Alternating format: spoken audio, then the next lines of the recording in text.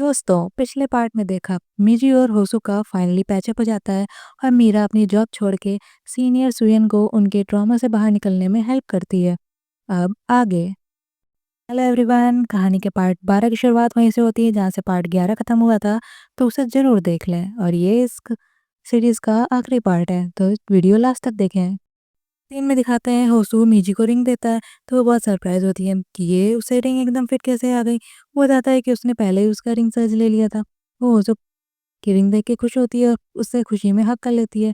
उधर मीरा अपना फार्म का बिजनेस प्लान सजन को दिखाती है। वो कहता है अरे इसमें तो बहुत झंझट होगा। तो वो कहती है तो क्या हुआ, चीजें पहले से सॉर्ट आउट हों तो ही ज्यादा सही रहती है। वो मान जाता है। इधर संगोल लेडी मीजी को मन की बात बताती है कि फाइनली उनको उनका नाम वापस मिल गया और वो बहुत खुश हैं अब अपना असली नाम यूज करके। मीजी भी स्माइल करती है। फिर लेडी मीजी को अपने रेस्टोरेंट में काम करने का ऑफर देती है। तो वो हिचकिचाते हुए उन्हें थैंक्स कहती है कि वो अभी कुछ और ऑप्शंस के बारे में सोच रही है। तो उसके लिए जॉब रख लें, क्या पता वो बाद में वापस आ जाए। तो लड़ी कहती है अरे बेटा, उसके लिए ये जगह हमेशा खाली रहेगी। फिर मीरा को मॉम से फार्म में अकेले रहने और फार्म में काम करने की परमिशन मिल जाती है। तो वो ये बात मीजी को बताती है, तो वो बड़ी वो खुश होती है। फिर मीरा उसे अपने फार्म में हेल्प कराने का जॉब ऑफर देती है, मगर मीजी मना कर देती है कि वो अभी बिजी है और वो बाद में सोच के बताएगी। उधर होसू की मॉम मीरा की मॉम को होसू के हेल्थ इश्यूज के बारे में बताती हैं। तो वो वरीड होते हैं काफ़ी। फिर होसू की मॉम उनसे मिजी के बारे में पूछती हैं कि क्या वो किसी को डेट कर रही है। तो वो कॉन्फिडेंस से मना करती हैं कि अरे नहीं नहीं, मिजी ये सब कभी नहीं करेगी। उधर होसू और मिजी मिजी के अपार्टमेंट से बाहर आके लवी डवी हो रहे होते हैं काफ़ी। तो मिजी की मॉम उन्हें देख लेती हैं दूर से। वो शॉक्ड होके मिजी को दूर से ही नाम बुलाती हैं। दोनों उन्हें देख के बहुत हैरान होते हैं कि अरे अब वो लोग पकड़े गए और गए काम से। मगर मिजी की मॉम होसू को ना बचाने का नाटक करती हैं और पास आके कहती हैं अरे होसू तुम हो क्या। तो वो कहता है हाँ आंटी, फिर मिजी का सामान रखवाने आया था मैं। मिजी भी हाँ में हाँ मिलाती है। तो वो पूछती है तुम लोग में क्या चल रहा है। तो मिजी बता देती है कि वो लोग अपडेट कर रहे हैं। तो वो मुंह बनाती हैं और होसू को बाय कर देती हैं। फिर रूम में जाके वो मिजी को बहुत डांटती हैं और खाना ऑर्डर करना कहती हैं। तो मिजी उनके बिहेवियर पर हैरान होती है। उसकी मॉम उसकी पसंद पे सवाल उठाती हैं कि जब उसे पता है कि होसू को हेयरिंग इश्यूज हैं, फिर भी वो उसे डेट क्यों कर रही है। तो वो हैरान होती है अरे इसका इलनेस से हमारी डेटिंग से क्या कनेक्शन, और इसलिए आप होसू को रूडली बिहेव कर रही थी। तो वो उसकी मॉम उसे डांटती है कि उसकी मॉम ने बताया था कि होसू हॉस्पिटल में भी एडमिट होगा और सिक लोग की तरह बहुत केयर मेहनत से करनी पड़ती है। और अगर तुम ये नहीं कर सकती तो अभी इस बेचारे होसू के साथ शुरू भी मत करो डेटिंग, उसे हर्ट मत करो। तो मिजी कहती है वो नहीं छोड़ेगी उसे। वो उसे कन्विंस करने का ट्राई करती है। इधर मीरा को तय बताता है कि डायरेक्टर को चिल्दाल ब्रांच भेज दिया गया है और मैनेजर को फायर कर दिया गया है। और वो उसकी सिस्टर कमरे से फाइनली बाहर आ गई है और थेरेपी भी लेने लगी है। इसके लिए वो मीरा को थैंक्स कहता है। वहीं पे होसू बुके लेके अपनी प्रिंसिपल मॉम के स्कूल में जाता है। तो वहाँ होसू को देख के वो बहुत खुश और सरप्राइज होती हैं और सारे टीचर से ब्रैग करती हैं कि ये उनका लार बेटा है। तो सभी लोग कहते हैं अरे वाह, आपका बेटा तो काफ़ी हैंडसम है। फिर वो जब अकेले में बात करती हैं और बताती हैं कि मीरा ने जॉब छोड़ के यहाँ रहने लगी है और फॉर्म चला रही है आजकल। तो उसे स्माइल करता है, कहता है हाँ उसे पता है। बट वो कहती है लेकिन पता है तुम्हें, मीरा जिसके फॉर्म को चला रही है, मीजी उसी फॉर्म ओनर के साथ चक्कर चला रही थी। ये सुन उसे बहुत हैरान होता है कि ये क्या बोल रही हैं। तो वो कहता है मॉम ये बात सच नहीं है जरा भी। तो वो जोर देके कहती है अरे टाउन के बहुत से लोगों ने उन्हें देखा है साथ में। लोगों ने बताया था कि गंगजू और फॉर्म वाले में मीजू को लेकर वो लड़ाई हुई है बहुत। तो वो कॉन्फिडेंस से स्माइल करता है और बता देता है कि असल में वो मिजी को डेट कर रहा है। ये सुनकर बहुत हैरान होती है कि ये कब हुआ? तो वो तो तुम्हारे ज़रा भी क्लोज़ नहीं थी। तो वो बताता है कि वो उसे स्कूल से ही लाइक करता आया है और वो भी उसे लाइक करती आई है। ये सुन हैरान मॉम कहती हैं, "अच्छा, तो वो मिजी थी? मुझे लगता था कि तुम मीरा को पसंद करते हो।" तो बताता है कि वो मिजी की वज़ह से काफ़ी बदल गया। तो उसकी मॉम बेटे की खुशी देख के कहती हैं, "हाँ, मिजी उन्हें भी पसंद थी।" तो अज़ू उन्हीं की बात याद दिलाता है कि आपने तो कहा था कि मिजी आपको बच्ची लगती है। तो वो कहती है, "अरे, अरे! मेरा मतलब वो नहीं था। मेरा मतलब था कि वो प्योर बबली लड़की है इसलिए।" तो वो हँसता है काफ़ी। फिर वो उसके लिए खुश होती हैं। इधर कोर्ट हाउस के बाहर पार्क मीरा को रोकते हुए बोलता है कि उसको क्या ज़रूरत थी दूर तक बात खींचने की? मेरा जॉब छोड़ना क्या कम था तुम्हारे लिए? तो मीरा उसे करारा जवाब देती है कि जब जॉब तुमने डर के मारे छोड़ी क्योंकि तुम्हें डर था तुम्हें फायर कर दिया जाएगा।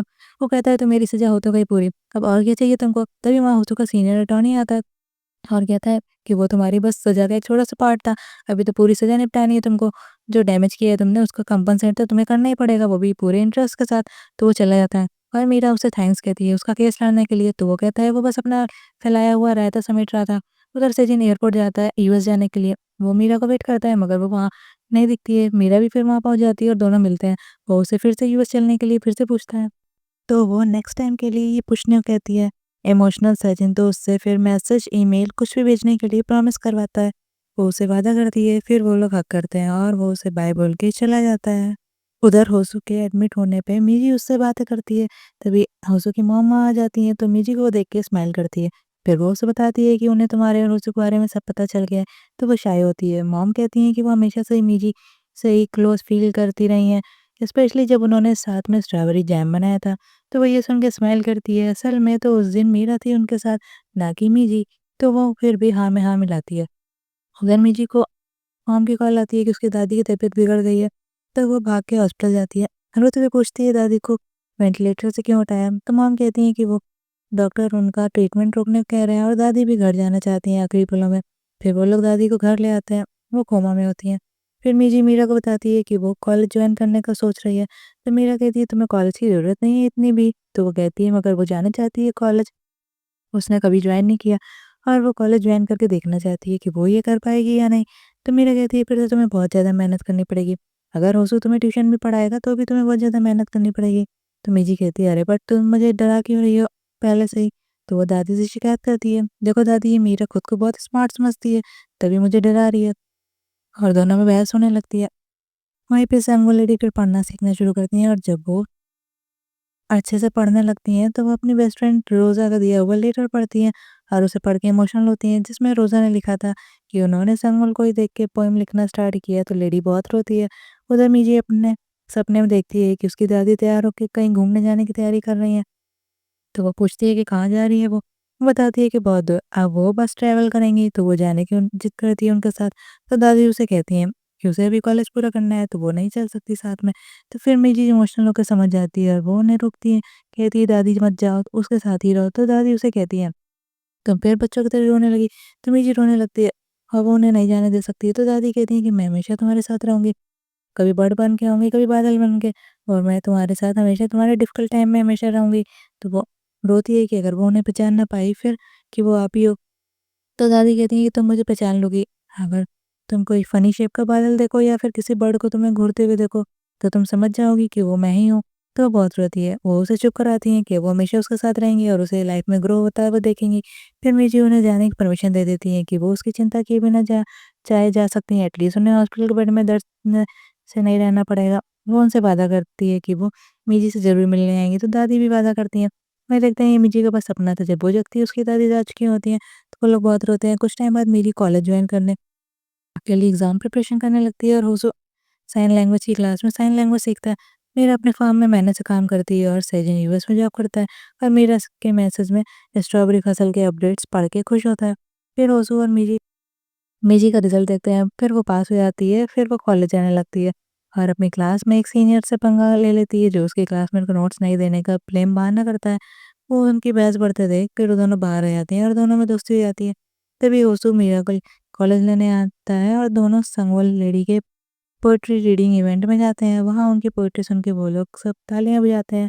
फिर सचिन यूएस से वापस आ जाता है। फिर मिजी होसू को बताती है कि उसने अपना करियर चूज कर लिया, अब वो थेरेपिस्ट बनना चाहती है। तो होसू उसे बधाई देता है, बट वो बताता है कि ये बनने के लिए उसे मास्टर डिग्री चाहिए होगी, तो इसके लिए वो उसे 2 साल का वेट करना पड़ेगा। तो वो कहता है कि वो उसका वेट कर लेगा आसानी से। चलिए दोस्तों, ये स्टोरी यहीं पे खत्म होती है।